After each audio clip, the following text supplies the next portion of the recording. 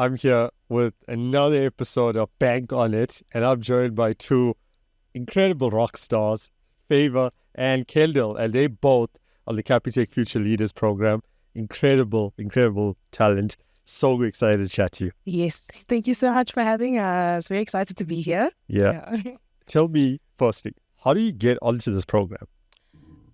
So I saw it by chance actually, because I was actually working at a previous place, and then I just went on Leaply. So Leaply is a platform that has a lot of like both bursaries and graduate programs on there.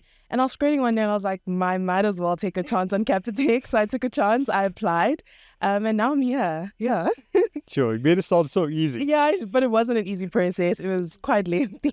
I can imagine, like properly intensive. Yeah, Kendall? definitely. So we had a career fair at UCT, so I studied there. And one day I was just walking around collecting all the booklets, seeing where I could fit in.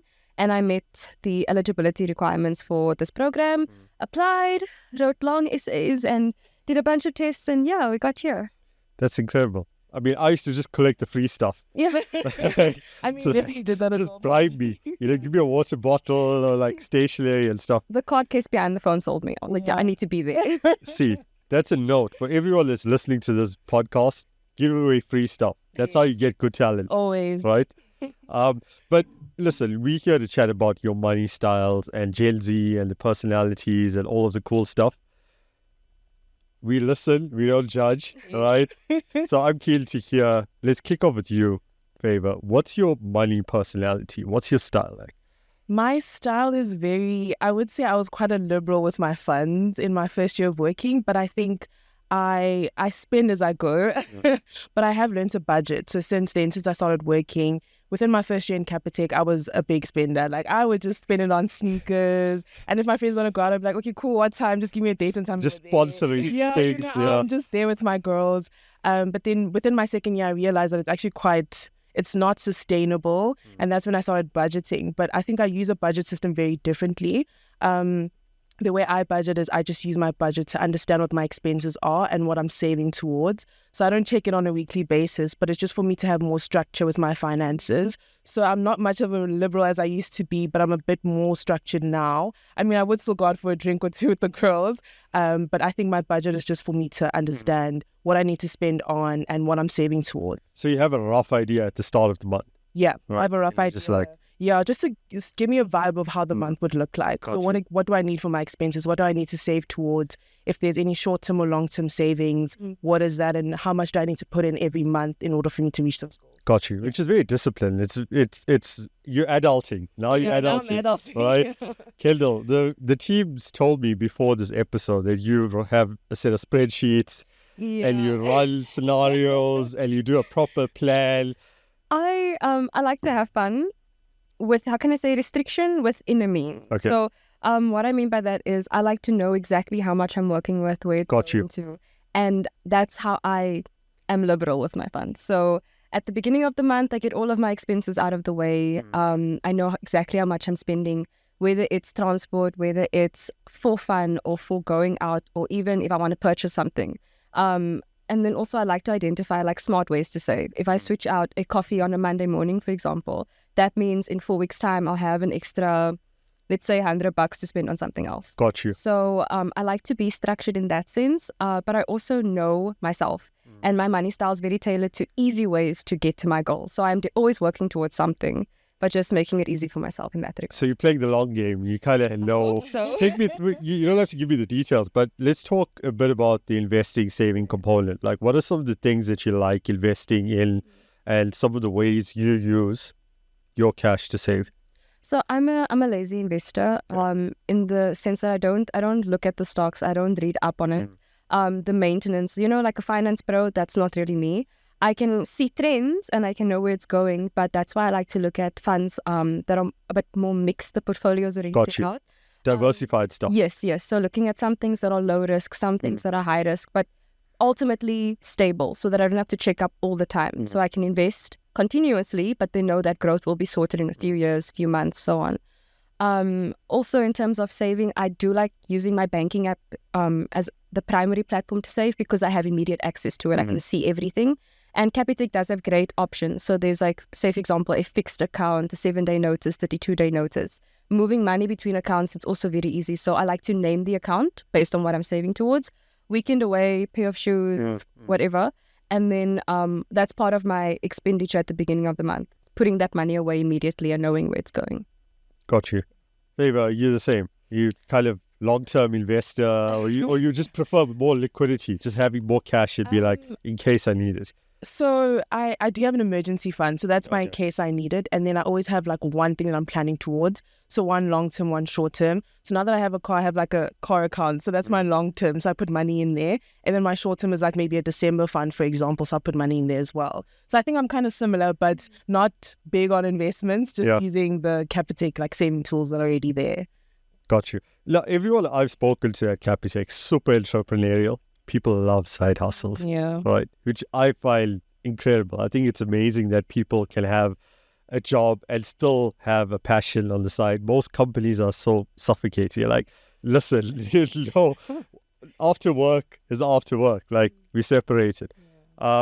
Take me through some of the cool side hustles. Not that you're involved in specifically, but just Gen Z in general. Like, what's trending out there, side hustle-wise? I would say a big trend right now is content creation. I think there's so much money there, and a lot of people are realizing the amount of like money you can make from content creation. I have a lot of friends that are now going into that, so making short form videos on TikTok, or even starting like a YouTube channel, for example. It's a great way of actually like making an added income. And I've also seen quite a few people go into like reselling on Amazon, for example, even on Takealot. So you buy in bulk and you just sell it on Takealot, and you can make quite a good amount of money on that while still working a 9-to-5. So that's also been a big trend, and I think a lot of people are starting to go into it, a lot of Gen Zs. Kendall, any side hustles? Most of the side hustles that I've seen have been in the university space. I think a lot of people underestimate how much opportunity there is. So things like invigilating, working at your, we had equity centers, things like the library, for example, and even getting involved with tutoring. So there's a lot of those structured side hustles. I think with those as well, your time commitment is much less, and then you get like a set fee. So it allows your less entrepreneurial Gen Zs to also find a way to make an income. You both did such an incredible project called Clients of the Future, Clients in 2030, right? And I looked at it this weekend, I was like, wow, I haven't even thought about some of this stuff, right? So I want to chat about it because it's so cool. One of the things you mentioned was content creation. You mentioned remote work, digital nomads. Like, take me through how you see the world of work evolving in the next 5, 10, 20 years. I think a lot of people are now finding different ways to upskill themselves. And with upskilling, they're creating jobs for themselves. So using those platforms like Fiverr and Upwork. But I think it's really going to change the job market because now people are no longer going towards 9-to-5s. Like, I can upskill on Udemy, learn how to be, a copywriter, for example, learn how to copyright on Udemy. Then I just hop on Fiverr. I charge people 500 Rand a month and I make money from that because at that point I can have multiple people coming to me for my service. You just scale it up quickly. Just scale it up very quickly. Maybe even employ a few people to help me with my business. And it completely removes people from actually just having a stable like 9-to-5. I can be in Dubai right now, just on a yacht even while my people Who knows? working. Maybe we are in Dubai right now shooting this podcast. Right now, shooting this while we're just making money. Exactly. But I think it's really going to change how people actually find jobs in the future. Because I might just want to work for Favor, who's a copywriter and has a business, rather than maybe even, for example, go to Capitec and study marketing and actually go to university, study something, when I could rather just go on Udemy, on Coursera, and actually just learn on those platforms. So I think it's not only about changing the job structure, but I think it's also going to change how people educate themselves and how people upskill as well. So the ways of learning is not centralized, it becomes super decentralized. Kendall, I'm super keen to get your views on how you feel remote work kind of integrates into being at a physical location. Are you someone in your line of work that prefers to be around people on the desk all the time, or you just kind of prefer the flexibility? So a bit of both. Okay. So Fav and I are both in marketing, and in our profession, having that personal connection, being able to chat with your colleagues, to play ideas off of them, and also just to run things by them, it's so much quicker in person, so much easier, and you get a more earnest reaction. However, in order to finish things, you need some flexibility. So that's also why I think the future of work would be that integration, as you say, of things being flexible, but then also having a permanent or a reliable source of income. So we have to look at technology that's available. Things are becoming so easy. It's going to become even easier to have that side hustle. So while you could keep your 9 to 5, maybe you have other responsibilities. You could also say, for example, I don't know, maybe you want to sell content. Maybe you want to run a logistics company out of your bedroom. Maybe you're mining for Bitcoin in the back room with the aircon on. You know, there's a lot going on, and it's become so easy to do it all. So I think we're looking at almost getting a bonus out of your side hustle and using that for enjoyment and to spoil your loved ones, and then looking at your primary source of income for those key expenditures, rent, fuel, those things. No, it's fascinating when we talk about side hustles and earning income. And I want to bring in social media into this, right? Because when you look at social media, everyone makes it look so easy. Yeah. Right? Drop shipping, content, and being in the content game for a few years now, and everyone thinks, wow, I'm just going to get cash, because you just get followers, you make content, you get to do podcasts like we're doing, which is super cool, and it just pays, right? But what you see is a small percentage of creators and a small percentage of people that are trading positively and stuff like that. So when it comes to passive income and the highlight reel, do you feel that it skews the perspective sometimes of people who believe this is easy money, I can get rich quick? For sure, 100%. I think people forget that those jobs are actually like, you're an entrepreneur at the end of the day, and they forget the hustle that goes into that and the job security, for example. So you don't have your pension fund and all those things, but people don't think about that. They just see the lavish lifestyle, like, oh my God, someone's making 35K. Unboxing wow, a Chanel bag after like running a business for 5 months. But they don't know that the person possibly could not have like a pension fund, for example, and the long-term savings and all of that is not taken into account. And people don't speak about those things, especially when you're young. You kind of just want to live a lavish lifestyle and you forget about the things that would happen in your future. So people just see the nice parts of it, but they forget that this individual is an entrepreneur and she still has to hustle and possibly pay people and have other things to do as well.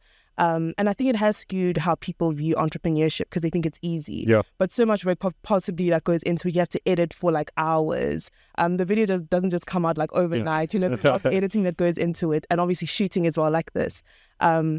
So people forget those nuances because you just see the end result of it and you don't see the process towards getting to that end result. I want to pick up on that, Kendall, because you are really strong on saving for the future. It's like, I'd rather enjoy something in the future than today, right? And you play the long game. So especially with a generation and this is not Gen Z, it's everyone that wants those quick wins and the quick fixes, and they want to gamble and just kind of make easy money. Like, what do you say to people who are just fixated on that short-term image? So I want to correct you on one thing. Okay. I do enjoy Okay. things now. So you don't There's balance. Okay. But I think ultimately when you are chasing these quick wins, people often forget like your financial fundamentals. So it's nothing hectic like, oh, I have to go and like refresh my economics and understanding of all these concepts. But it's something like, as your income increases, keep your expenditure low. Identify places where you can still save, because as Fabian mentioned, it's sporadic. So you can't always plan for it. You can't always rely on it. And that's what people forget. So they're chasing these quick wins for that lifestyle, but they forget that life goes on. So I think while you can do all of these things, and it's brilliant to do so, set yourself up for success. Prepare for things where you can. Try and integrate this new lifestyle with things that are already working for you. And that's why there's this book, I think it's The Richest Man in Babylon, and we had a lecturer who made us summarize the book. It's not long, so it wasn't that deep. But there are such important key messages that are so easy to understand. And I think everyone would benefit from just going back to those. It's only 8 rules, but something fundamental. For example, keeping your expenditure low. I thought you were going to say Rich Dad, Poor Dad. I was like, no, come on. Like, we have to cut. We'll cut this podcast. Just edit that. But let's chat about Gen Z at the workplace. Especially post-COVID, there's been big thought pieces that people are writing and research reports that Sure, Gen Z is chaotic. They're out there, they're flipping tables, they're causing chaos, they're not tolerating stuff that previous generations tolerated. They pick up and they leave jobs quickly. Like, help me. Just let's separate the facts and the fiction here about the intergenerational differences and what makes Gen Z so unique in the workplace. I think because we grew up in a space where, like, we had technology, we have access to social media, which means a lot of information. So we're seeing what's happening on a local scale and also internationally. So we see what people our age are doing, and also people that are older than us or younger than us. And I think we've understood, or we are trying to understand, or we're seeing things that have worked before and things that aren't working. So we're trying to change those rules, because when you see something's not working, the best thing to do is then change it for the better. And I think we come into the workspace wanting to make an impact and actually wanting to make those changes, because we're seeing what's happened previously and like, this has not worked for the betterment of our generation. So let's actually do better with the information that we have. So going in, I think we're a bit more confident, because I like to say, like, bring back shame, but shame is not a thing anymore. Like, No, people are shameless. People are shameless. Like, shame is not a thing anymore. I think that's what liberates us in a sense. We're able to stand up in rooms where people are just like, why are you even standing up in this room? I remember my one friend, when we started in the first 2 months, she went into the CEO's office and she's like, hi, I'm so-and-so, nice to meet you. And he was like, okay, like, nice to meet you. But it's such a prominent thing. Like, people would ask, like, oh, why would you do that? But why not? Is he not a person? She's a person. So I think we forget, or we don't have those, like, we don't see hierarchy as a thing anymore. So we break those barriers and we want to actually make a change. We want to change things because it wasn't working before. So let's find a better way to make things happen now. And now we work more with impact. I remember having a conversation with another grad, and she was saying that when she gets a task, she sits down with her manager and she wants to understand how this task actually impacts someone. So work with purpose or meaning. Work with purpose and meaning. So she wants to see how this actually impacts both the business or even people outside of it. And that actually allows her to work better in that space. So I think a lot of things are now changing. People are working with purpose. People are breaking the hierarchy, like barriers that were previously there, or if they're not even there at all. But I think we're more liberal in our sense. And it's genuinely because we are shameless, which is a good thing. It is good. It is good. I mean, Kendall, at a very surface level, based on the conversations I've had, I mean, Capitec has a very flat structure. Yes. It's not very hierarchical. I mean, I've spent my life in banks, and it tends to be quite suffocating. It's very hierarchical. It's a strong pyramid where it's approval, leave request, goes up 4 layers, and it gets rejected, right? But it's not like that at Capitec. No, it's really not. So the nice thing about Capitec is we're all on the same level because we're all chasing the same goal. You know, we want to deliver the best product for our client. We want to serve our client. And when we're all aligned to that mission and with that purpose, it makes discussions at a table, whether it be with the CEO, with the CMO, with an intern, it makes it easy because we're all working towards the same thing and we're speaking the same language. But another thing is just coming together as Gen Z. We're coming from a lot of different social contexts. I don't think they've had that previously in the workplace. So we also acknowledge everyone's lived experience and the fact that you might have more knowledge over a certain topic and I might have more knowledge over the certain topic. But where our expertise overlap and also those gaps in between, there's value in that. So our focus has shifted from that personal development in terms of career progression and more value-driven goals. So if we're working towards the improvement of our clients in terms of service delivery, it's because we've had our experiences in those departments and we've seen other people struggle there. It's just Capitec empowers us to do that, and it gave us the platform. I mean, our clients of 2030 speech, we're barely 2 years in the workforce. Barely 2 years in the workforce, and we had the opportunity to discuss with real players in the market. So it's all about giving Gen Zs a platform and allowing us to do our thing. Yeah, that's incredible. Where was this work environment when I started? Like, this sounds too good. Now I'm going to switch it up, right? And based on your careers, I'm sure there's a lot of people always giving you advice all the time. Kendall, do this. Favor, think about this. And people are great at giving advice, not taking their own advice, but giving advice is easier, right? So I'm going to ask you to give me your best advice for people that are studying or young professionals coming up into financial services. What would you say to them?